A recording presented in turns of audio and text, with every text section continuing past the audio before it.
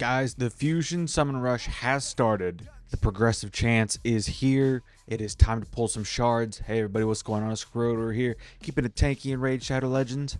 And today we are going to be locking in the new Demon Spawn champion, as well as Uugo, to see about getting some empowerments. This new Demon Spawn champ is going to be pretty insane.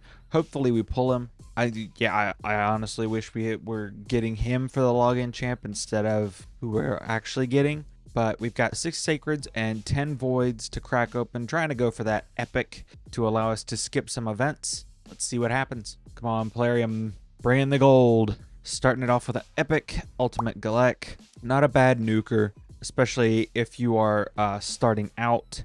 Synergizes with Burn in his kit. He also cleanses himself from stuns and fully heals himself on a 3-turn cooldown on his passive. So if you can make him the stun target in Demon Lord, there you go. All right, legendary.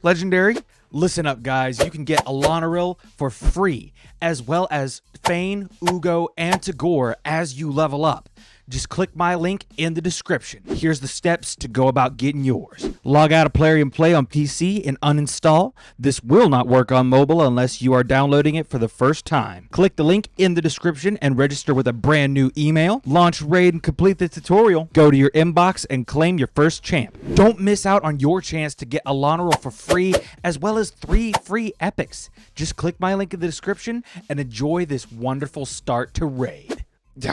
Iron Brago, okay. So this account does already have an Iron Brago on it. So this will be either a Faction Guardian or an Empowerment.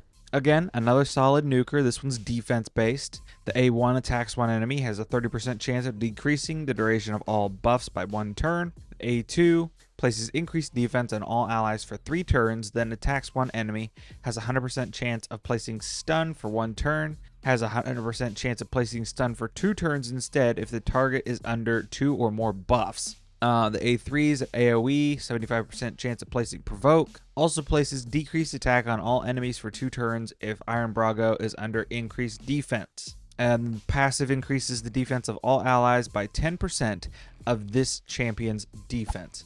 Does some damage, places a bunch of debuffs, makes his team tankier. Not a bad legendary, all things considered, but not what we're after. Come on, Plarium, you can do better than that for us. Coming off Fresh Mercy now, so not really expecting much. Only a 6% chance. Sandlash Survivor, a good epic, nice protector. Also does some buff removal, so she's very capable. Thylesia, good support, providing Hex and drop defense. Also does some debuff spread shenanigans against targets under Hex, so very capable debuffer for Knight's Revenant.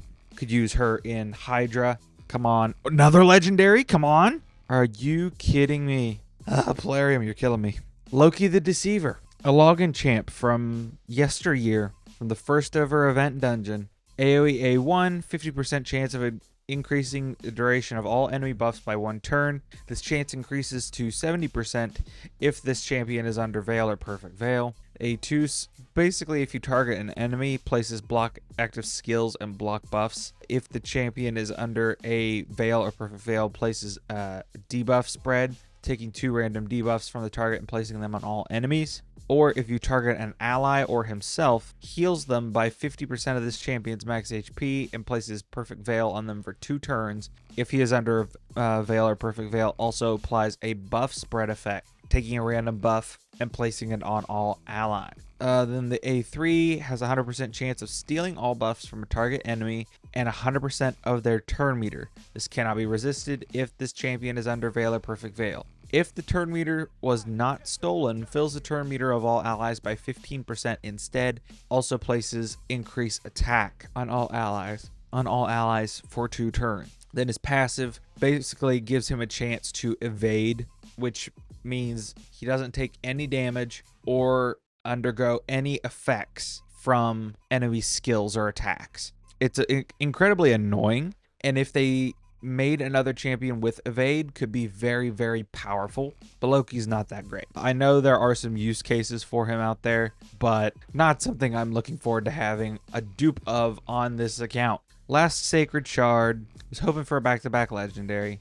Defiled Sinner. What does this guy do? Attacks one enemy. Has a 50% chance of placing drop defense for 2 turns before attacking.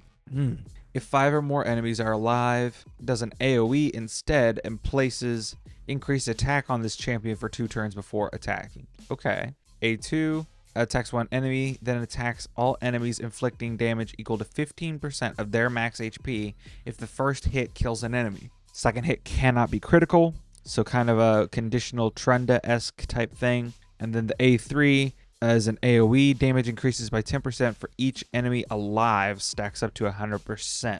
Weird champ, don't think I'll be using him. That takes care of the sacreds. Did get 2 legendaries, they just weren't good ones. Progressive chance for voids. We're like an Infighty Tealcrest and Basher. Hoping to secure some gold here as well. 10 pop, bring it on. Well, there's Basher right in the first shard.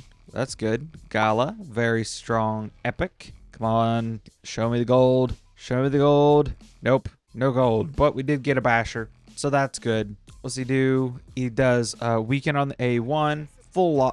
He does AoE, increased defense. AoE, increase the cooldown of all skills on each enemy by 2 turns. And then attacks 4 times at random, placing block buffs for 2 turns. Very solid, epic. And since he's void, you don't run into affinity issues when trying to lock out like you can with Alice. All right, let's go in here and look at the state of our faction guardians. Okay, well, okay, so I can't complain too much about Loki because that got our faction guardians up a little bit. And so did Iron Brago, getting us an extra 10 speed for legendaries and orcs. Cannot be upset about that at all. Let's check on our Basher. How much empowerment does that get us here? Well, it looks like it gets us 2 plus 3 Basher. I'll take it. An extra 20 accuracy, extra 5 speed. Heck yeah.